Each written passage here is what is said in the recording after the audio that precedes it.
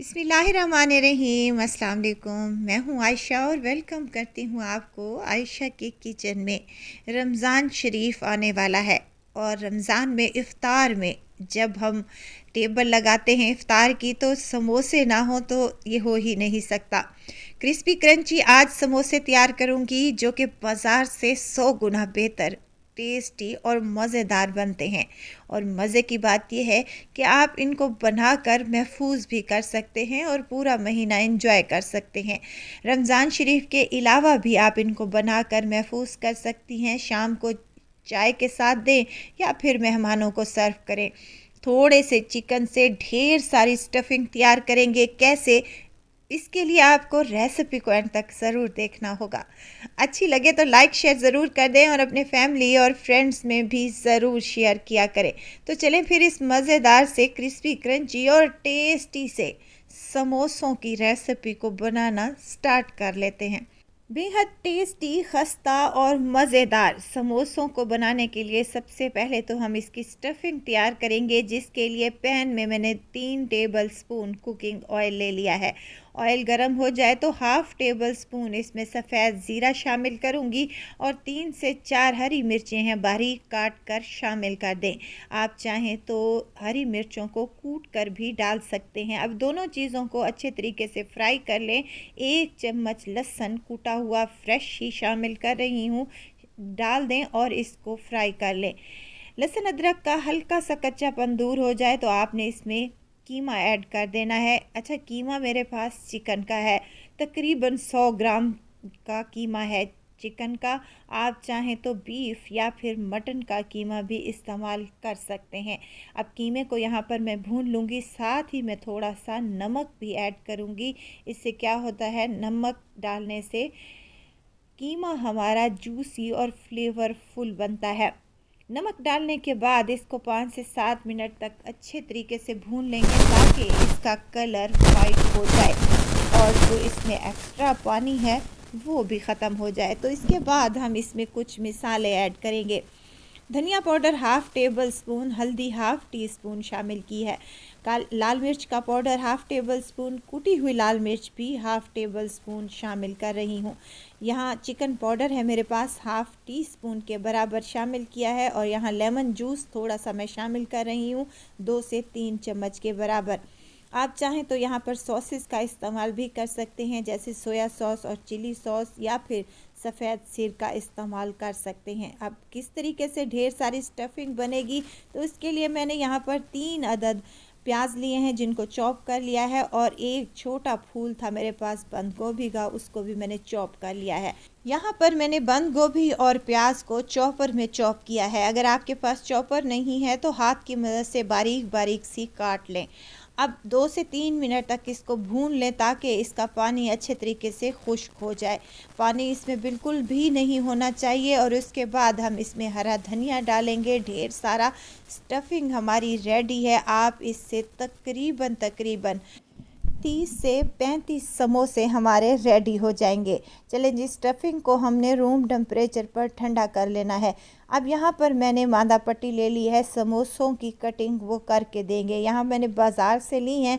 आप घर पर तैयार करना चाहते हैं तो उसकी भी रेसिपी मेरे पास ऑलरेडी चैनल पर अपलोड है, लेकिन आप कहेंगे तो मैं आपके लिए दोबारा से भी बना लूँगी।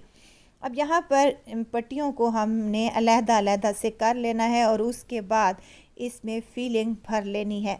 फिलिंग भरने का भी आसान सा तरीका है। एक पट्टी को उठाएंगे, इसका एक कोना बनाएंगे इस तरीके से, इसको दोबारा से कोना बनाकर फोल्ड करेंगे और देखें यहाँ पर हमारा समोसा का जो लिफाफा होता है वो बनकर तैयार हो चुका है।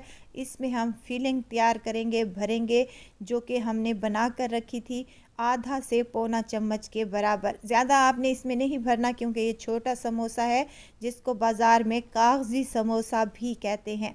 चलें जी, अब इसमें फिलिंग भरने के बाद हमने इसको थोड़ी सी इस पर हमने लगानी है लई, जो कि हमने बना कर रखी थी।